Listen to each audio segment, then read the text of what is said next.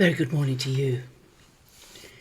Welcome, especially to those who have recently found me. I hope my thought for the day stimulates your thinking. I don't claim in any way to get everything right, but to be wanting to point you to the basic truths of the Bible the best way I know how.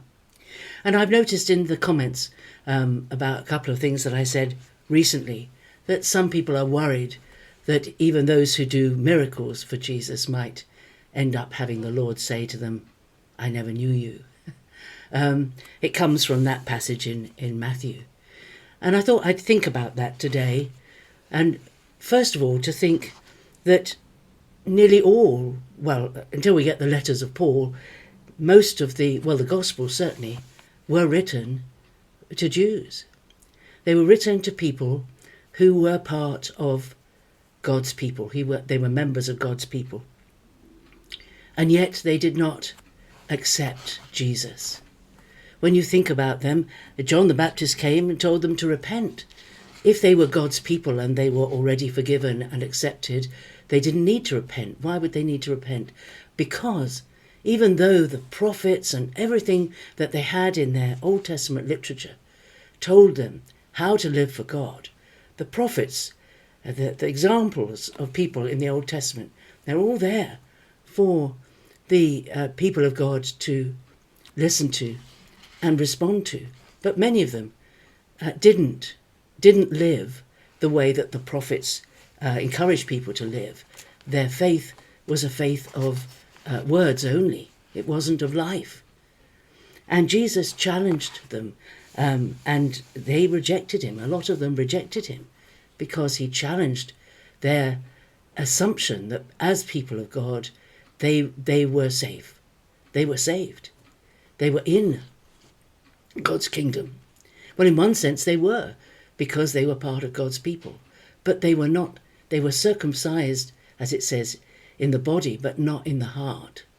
And when Jesus taught them, he taught them that all the rules and regulations of the Old Testament are the outward show of what should be going on inside, that the motive inside a person was what was important, not just what you did, and that you could keep all the rules, but you would never get it right because you're a flawed human being. And then we get John's Gospel. John, who was a Jew, of course, he wasn't a Greek, he was a Jew, and he knew the three Gospels that were out there, and he wrote his Gospel specifically to persuade the people of God, the Jews, that they couldn't rely on their Jewish heritage. They needed to accept that Jesus is and was and is the Son of God, was and is the promised Messiah, and is the way of salvation.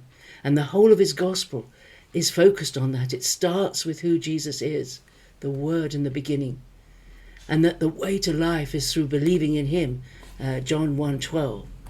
And then right at the end he says, "I've written all these things so that you may know that Jesus is the Son of God, and that knowing you may have life." And in the middle of this Gospel there's this passage when Jesus is in a discourse with Jewish people who had belief in him. I'm in John chapter 8, verse 31. It says, "Jesus then said to the Jews who believed in him, 'If you continue in my word, you are truly my disciples, and you will know the truth, and the truth will make you free.' They answered, 'We are descendants of Abraham and have never been in bondage to anyone. How is it that you say you will be made free?'"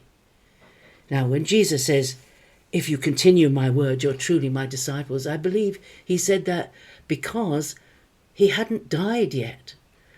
They believed in him as far as it went, but they couldn't believe in him as the resurrection and the life, as the substitute for their sin, because he hadn't done it yet. And I think what he's saying to them is, if you stick with me, there will come the day when you will know it all. You will know what I've done and how I've done it and why I've done it, and you will be free. And you will continue, and you will be truly my disciples. But they immediately respond, "We're descendants of Abraham. We don't need to be made free." We haven't got a problem. We haven't got a sin problem. You don't understand. We're descendants of Abraham. And Jesus explains to them that anyone who sins is a slave to sin. That they are slaves. They said, we're not slaves to anybody. He said, you are. You're a slave to sin. You're a slave to the devil. Until you are made free by me and you follow me, you are in bondage. You need to be made free. And they continue to say, Abraham is our father, in verse 39. And Jesus says to them, if you were Abraham's children, you would do what Abraham did. But now you seek to kill me, a man who's told you the truth, which I heard from God. This is not what Abraham did. So Jesus is saying to them, if you were real sons of Abraham, in spirit as well as a physical descendant, you would do what Abraham did. And what did Abraham do? He followed the instructions of God. He followed God all his life. And he lived out his faith in God. And this is what Jesus is saying to all of us now. And he said it to them many times, but he made it quite clear that the way to the Father is Jesus. I am the way, the truth, and the life. No one comes to the Father but by me. That's what he said. He also said, I'm the door to the sheepfold. I'm the way in. There is no other way in. And this was really hard for the Jews who listened to him to hear, because he was saying, you've got to stop relying on your heritage, relying on what you do and what you have done and who you're related to in the flesh. You need a new birth. You need a birth from above.